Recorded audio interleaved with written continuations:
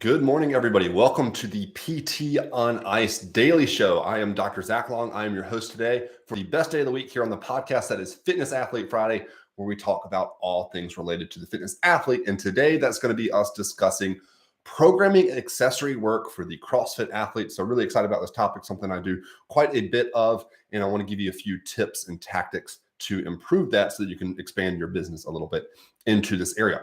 Before we jump into today's topic, we've got a couple of courses coming up in Q1 in the fitness athlete division in terms of our live clinical management of the fitness athlete course. So in January, I will be down in Atlanta, Georgia. February, we will be in Doral, Florida, and Stillwater, Minnesota. And then March, Amarillo, Texas, and Springfield, Missouri. So kind of all over the map there. Lots of opportunities. Obviously, more dates. We're already booked out pretty deep into 2023 for the CMFA live course. So check those all out on ptonice.com. So let's jump into today's topic, which is programming accessory work for the CrossFit athlete. So as many of you know, I'm a partner in Onward Physical Therapy. So I own a clinic in Charlotte, North Carolina with Jordan Berry and Jeff Moore. We've scaled that across the country, across 17 other cities. And one thing that we do a ton of in Onward is we program accessory work for our CrossFit athletes. So they come and see us when they tweak their back deadlifting, when they have some shoulder pain with kipping pull-ups, whatever it is that starts to prevent them from doing CrossFit the way they want to do it. They come in and get treatment. But along the way, they often find that our skill set's a little bit different. People that have gone through our fitness athlete curriculum really understand these movements at depth. They understand how to break them down and look at various components of it. And that often results in us being able to give them some great tips to not only help them get out of pain, but to improve their performance. And something we do quite a bit of at Onward is after we get people out of pain, we start to work more and more towards their fitness goals. And that becomes a huge component of our business in Onward Physical Therapy. So it's a wonderful opportunity for you to start looking at programming accessory work for your CrossFit athletes. And I just want to share a few tips that will help you out with doing that. Number one, and this one's going to be pretty obvious, you can't do this if you don't have a really good understanding of the specific needs of that individual athlete. You can't do that if you don't know how to look at somebody's squat and their deadlift and then determine from that and analyzing their movements at heavy loads, if they need to work on more quad strength, or if they need to build more back strength, or if they need to build more glute strength. If you can't identify where their weak links in their performance are, you're not going to do a good job of writing accessory programming. Anybody can throw together accessory programming, but if you can't identify their specific needs, you're not going to have the impact on their performance that they're going to be seeking, and that relationship's not going to last for a really long time. So you've got to have that incredible in-depth understanding that athlete needs. When it comes to programming accessory mobility work, you better be able to break down the bar muscle up. If they're having trouble with their muscle ups and they're kipping pull-ups because they don't get into a good arch position, you've got to be able to break down all of the components of that so that you can write plans that are going to specifically hit the areas that they need to work on. Another big component to this is that you have to have an insane understanding of what their gym's programming is like. Because in the CrossFit world, we're seeing a wide range in how people program CrossFit. We're seeing a big shift towards people doing strength-biased programming, where every single day there's a strength piece, there's a skill piece, there's a metcon. And in those situations, those people are already training at such a high volume that how you approach their accessory programming might be different than somebody that follows the traditional CrossFit.com model, where you show up and you work on one component of your fitness every day. So you might show up one day to a CrossFit.com following a programming gym, and they're only doing 5 sets of 5 deadlifts. Next day, they're only doing a 10-minute metcon. There's a lot of warm up in there. There's a lot of skill work and progressions to get to that workout. So the way you would approach those two different gyms are going to be considerably different.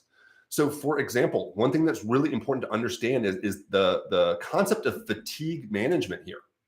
If somebody goes to a gym where every single week, once or twice a week, they are programming heavy pulls off the ground. They're doing heavy deadlifts. They're doing heavy squat cleans. They're doing power cleans. They're doing snatches. If they're always pulling from the ground and this individual's coming to you, wanting a little bit of assistance, improving their deadlift form to try to set a deadlift PR, then you can't simply program more deadlifts for that individual because they're already getting their heavy dosage regularly.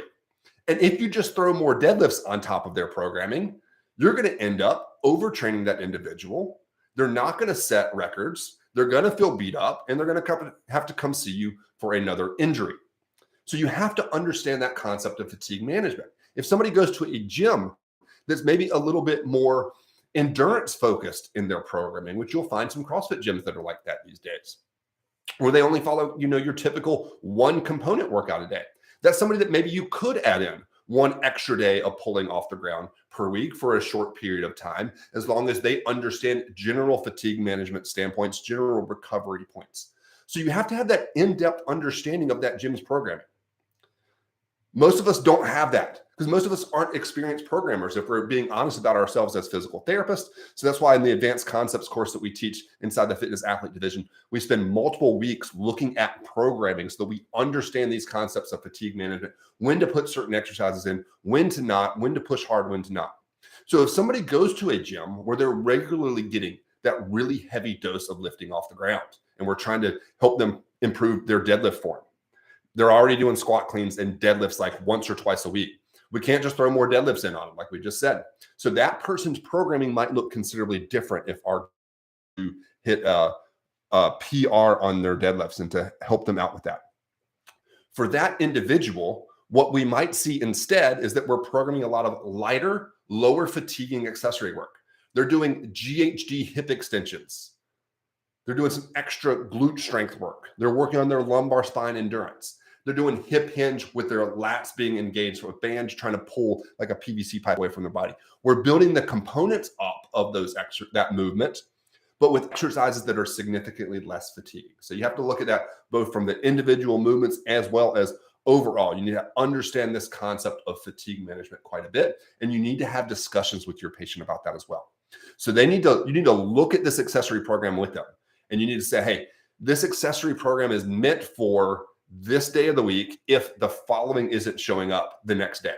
So if you do like a heavy, high volume accessory work trying to build lumbar spine strength, they need to be able to look at their programming and say, oh, I'm meant to do my accessory work on Monday, but actually on Tuesday, we're actually doing a heavy deadlift. Well, we might not want to do that accessory program on Monday. We might want to shift that to Wednesday so we're not impacting that heavy lift on Tuesday. So you have to have a lot of discussions with them on that.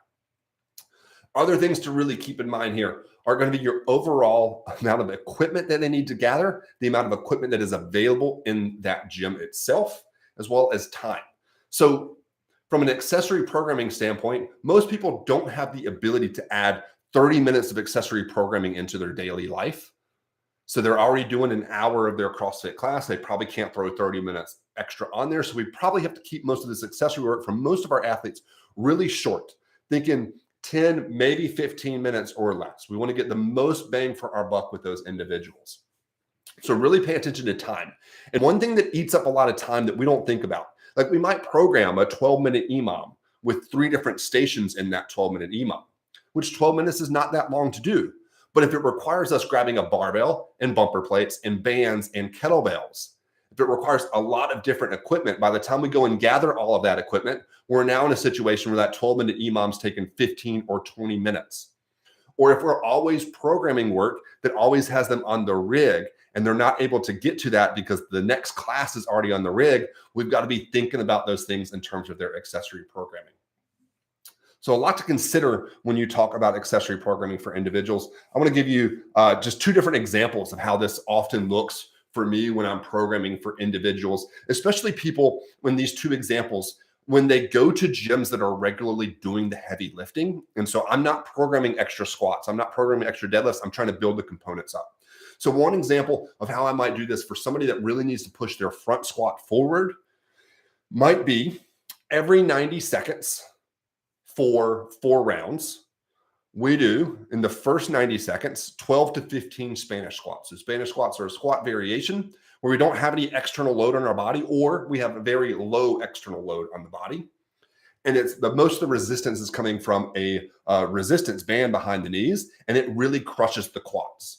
So it's a great quad kind of hypertrophy stimulus without being super neurologically fatiguing. We do 12 to 15 reps in that first 90 seconds. The second 90 seconds, we do a double kettlebell front rack carry. So the front squat is about quad strength as well as our ability to maintain an upright thoracic spine position. That bar being out in front of the body really crushes the upper back quite a bit. So a lot of individuals lose front squat weight on the bar because of their upper back strength. So now we do a double front rack carry.